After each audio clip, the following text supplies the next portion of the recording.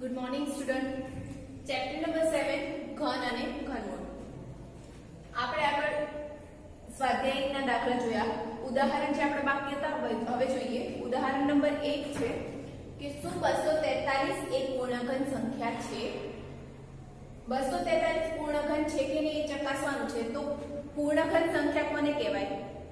આપણે ઘનના નિયમો જોયા, એમાં જોયું હતું કે કોઈ પણ ઘન હોય પૂર્ણઘન સંખ્યા તો એમાં દરેક અવયવ 3 વખત આવે. આપણને સંખ્યા આપી છે 243. તો એના દરેક અવયવ 3 વખત આવે છે કે નહીં એ ચેક કરવા માટે સૌથી પહેલા આપણે 243 ના અવયવ શોધીએ.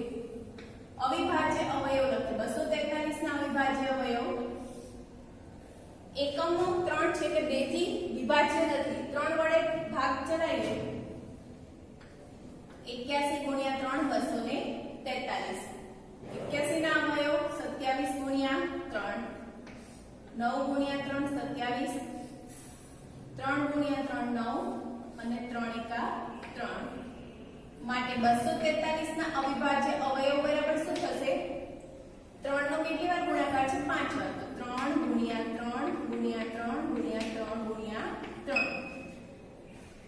હવે અવિભાજ્ય પૂર્ણઘન કોને કહેવાય કે એના દરેક અવિભાજ્ય અવયવ 3 વાર રિપીટ થતો હોય. તો અહીંયા જો આ જે 3 છે 3 વાર આવે છે. બીજા જે 3 છે કેટલી વાર આવે છે? ફક્ત 2 વાર જ આવે છે. તો અહીં બીજી વખત 3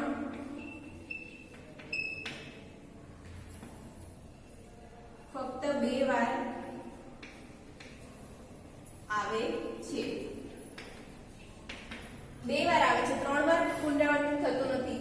બીજી વાર જે 3 છે એ 3 વાર આવતો નથી. માટે 243 પૂર્ણઘન નથી.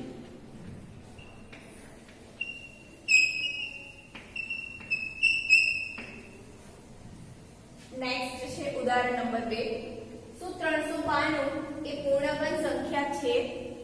જો ના, તો નાનામાં નાની એવી પ્રાકૃતિક સંખ્યા શોધો કે જેને 392 સાથે ગુણવાથી મળતી નવી સંખ્યા પૂર્ણઘન હોય.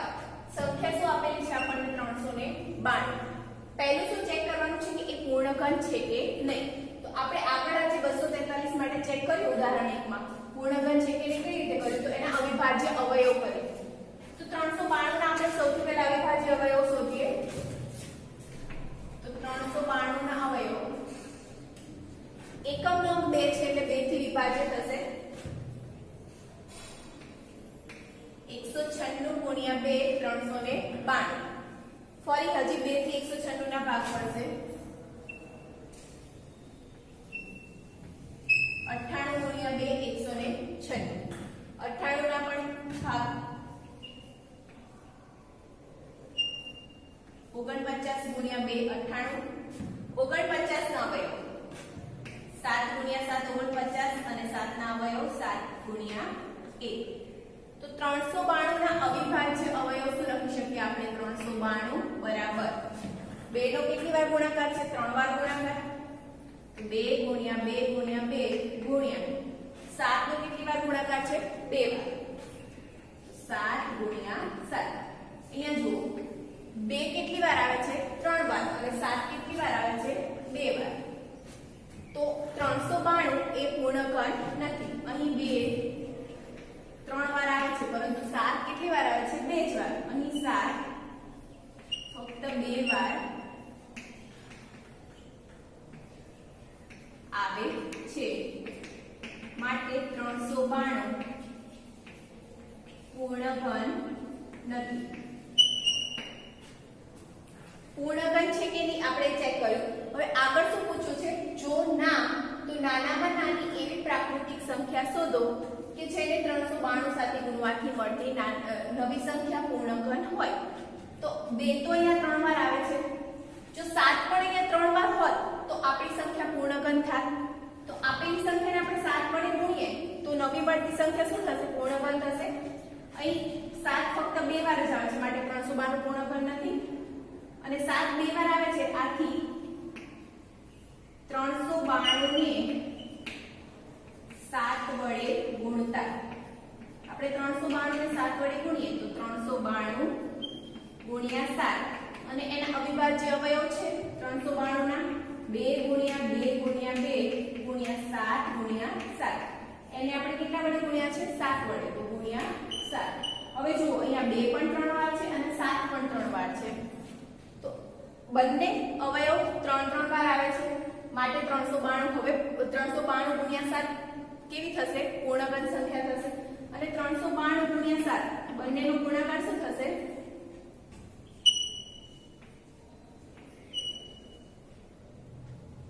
2744 392 ગુણ્યા 7 2744 એ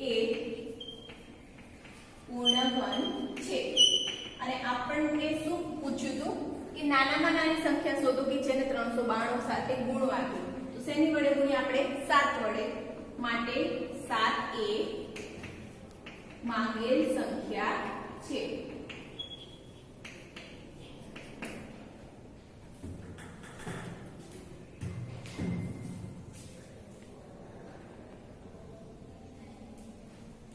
ઉદાહરણ નંબર 3 તો 53240 એ પૂર્ણગણ સંખ્યા છે જો ના તો એવી નાનામાં નાની પ્રાકૃતિક સંખ્યા શોધો કે જેનાથી 53240 ને ભાગવાથી મળતું ભાગફળ પૂર્ણગણ હોય આપણને સંખ્યા આપેલી છે 53240 તો એ પૂર્ણગણ છે કે નહીં એ નક્કી કરવા માટે શું કરીશું સૌથી પહેલા 53240 ના અવિભાજ્ય અવયવ શોધીશું 53240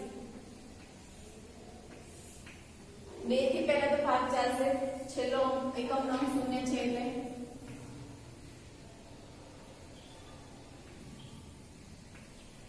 26620 ગુણ્યા 2 એટલે 53240 ફરી 2 થી ભાગ ચાલશે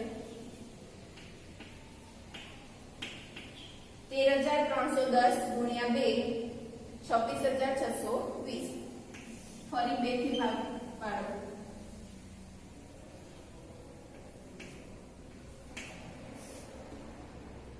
6655 ગુણ્યા 2 13310 એકમ નો 5 છે તો આને 5 થી ભાગાકાર કરશો તો ભાગફળ શૂન્ય મળશે 5 ભાગ્યા 6655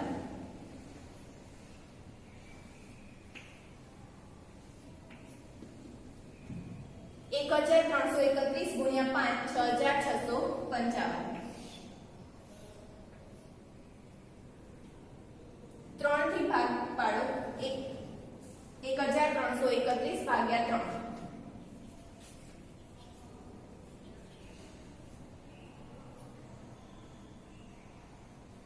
સોરી 11 થી કરો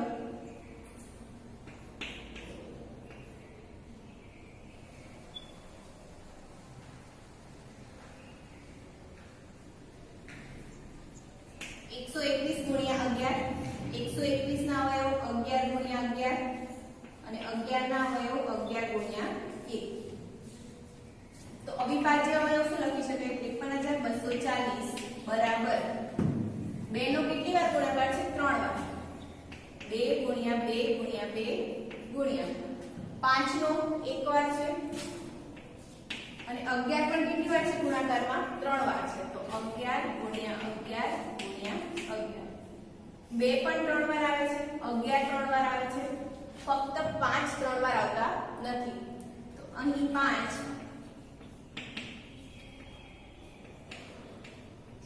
3 વાર આવતા નથી પૂર્ણગણ કોને કહેવાય કે દરેક અવયવ 3 વખત પુનરાવર્તિત થતો હોય તો તે પૂર્ણગણ કહેવાય પણ 5 3 વાર પુનરાવર્તિત થતો નથી માટે આપેલી સંખ્યા પૂર્ણગણ નથી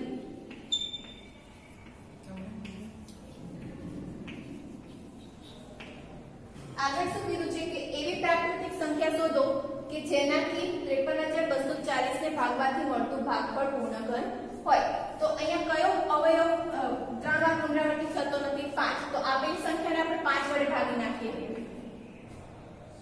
અહીં 5 ફક્ત એક વાર આવે છે માટે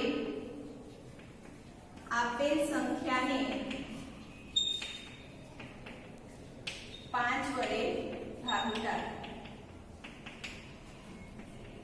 1 53,240 ભાગ્યા 5 એના અવયવ શું છે 2 ગુણ્યા 2 ગુણ્યા 2 ગુણ્યા 5 ગુણ્યા 11 ગુણ્યા 11 ગુણ્યા 11 એને કેટલા વડે ભાગવાના છે 5 વડે 53,240 ભાગ્યા 5 રફમાં જાતે કરો વિડિયો પોઝ કરીને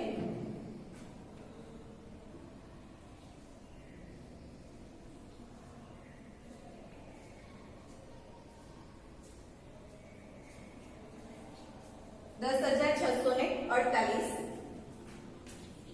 પૂર્ણઘન છે। ઉદાહરણ નંબર 4 તો 1188 એ પૂર્ણઘન સંખ્યા છે જો ના તો એવી નાનામાં નાની પ્રાકૃતિક સંખ્યા શોધો કે જેનાથી 1188 ને ભાગવાથી મળતું ભાગફળ પૂર્ણઘન હોય। ઉદાહરણ 3 ની જેમ જ છે 1188 ના સૌથી પહેલા આપણે અવિભાજ્ય અવયવ શોધીએ તો 1188 એકમનો અંક 2 ની સંખ્યા છે એટલે 2 થી વિભાજ્ય થશે 594 ગુણ્યા 2 1188 હજી 594 નો એકમનો અંક 2 ની સંખ્યા છે 2 થી ભાગ જશે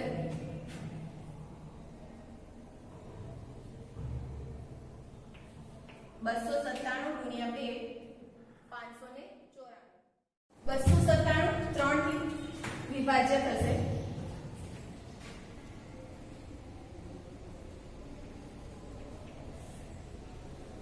99 ગુણ્યા 3 297 99 ના અવયવ 33 ગુણ્યા 3 અને 33 ના અવયવ 11 ગુણ્યા 3 11 ના અવયવ 11 ગુણ્યા 1 તો 1188 ના અવિભાજ્ય અવયવ શું લખી શકાય 1188 બરાબર 2 ગુણ્યા 2 ગુણ્યા 3 ગુણ્યા 3 ગુણ્યા 3 ગુણ્યા 11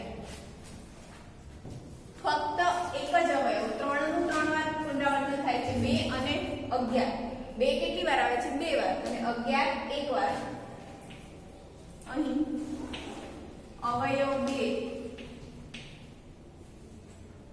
એ 2 વાર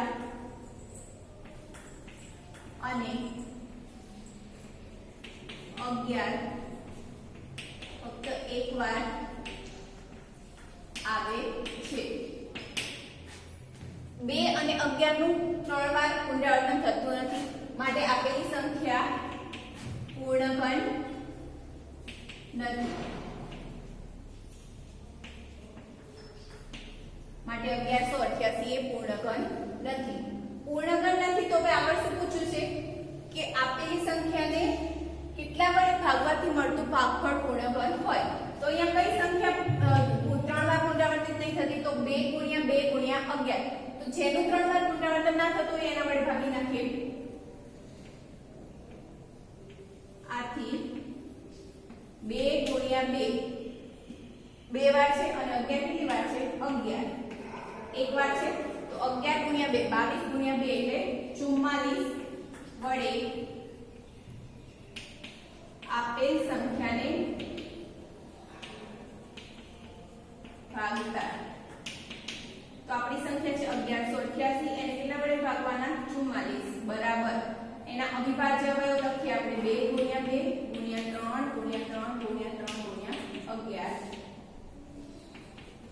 એને ભાગ્યા 44 એટલે આપણે અવિભાજ્ય અવયવ જ લખ્યા 2 ગુણ્યા 2 ગુણ્યા 11 2 2 કેન્સલ 11 અને 11 તો 1188 ભાગ્યા 44 27 બરાબર 3 ગુણ્યા 3 ગુણ્યા 3 તો 27 શેનો ઘન થયો 3 નો ઘન થયો માટે 27 એ પૂર્ણઘન છે 27 એ પૂર્ણઘન છે અને આપણે 1188 ને કેટલા વડે ભાગ્યા 11 ગુણ્યા 2 એટલે 22 અને 22 ગુણ્યા 2 44 વડે ભાગ્યા માટે આપણી માંગેલી સંખ્યા શું થશે 44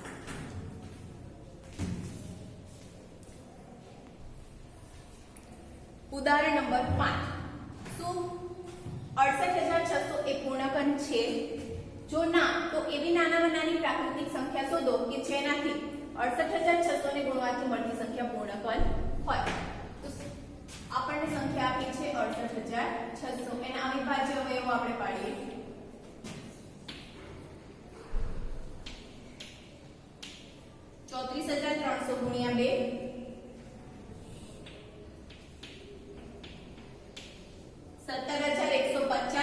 ગુણ્યા 2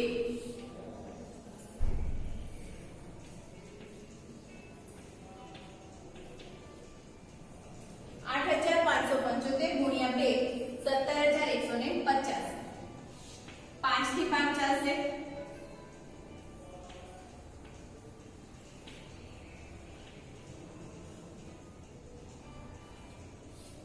1715 ગુણ્યા 5 1715 ના 5 વડે ભાગ પાડીએ તો 5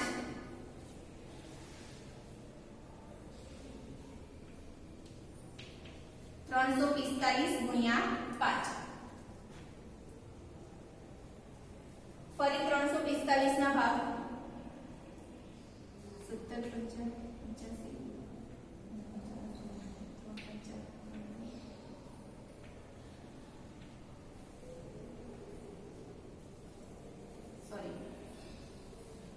343 ગુણ્યા 5 1715 343 ના 11 થી ભાગ ચાલશે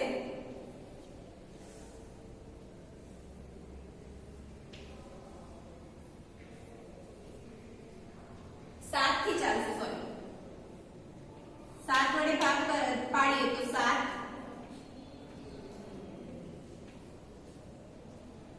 49 ગુણ્યા 7 49 ના અવયવ 7 ગુણ્યા 7 અને 7 ના અવયવ 7 ગુણ્યા 1 તો 68,600 બરાબર શું લખી શકાય એના અવિભાજ્ય અવયવ 2 નો 3 વાર ગુણાકાર છે 5 નો 2 વાર ગુણ્યા 7 નો કેટલી વાર છે 3 વાર ગુણાકાર છે તો અહીંયા જુઓ 2 અને 7 બંને 3 વાર આવે છે ફક્ત 5 2 વાર આવે છે તો પૂર્ણ ઘન સંખ્યા થશે નહીં કેમ કે 5 કેટલી વાર આવે છે ફક્ત 2 વાર અહીં 5 ફક્ત 2 વાર આવે છે માટે 68,600 પૂર્ણ ઘન નથી હવે એને પૂર્ણ ઘન બનાવ્યું હોય તો દરેક અવયવ કેટલી વાર આવવો જોઈએ 3 વાર તો 5 ફક્ત 2 વાર આવે છે હજી એક વાર 5 વડે ગુણીએ તો 5 3 વાર થઈ જશે માટે 68,600 ને 5 વડે ગુણતા તો 68,600 ગુણ્યા 5 બરાબર એના અવયવ છે 2 ગુણ્યા 2 ગુણ્યા 2 ગુણ્યા 5 ગુણ્યા 5 ગુણ્યા 7 ગુણ્યા 7 ગુણ્યા 7 એને આપણે કેટલા વડે ગુણ્યા છે 5 વડે તો જે સંખ્યા મળશે એ કેવી થશે પૂર્ણ ઘન થશે તો 68,600 ગુણ્યા 5 કરીએ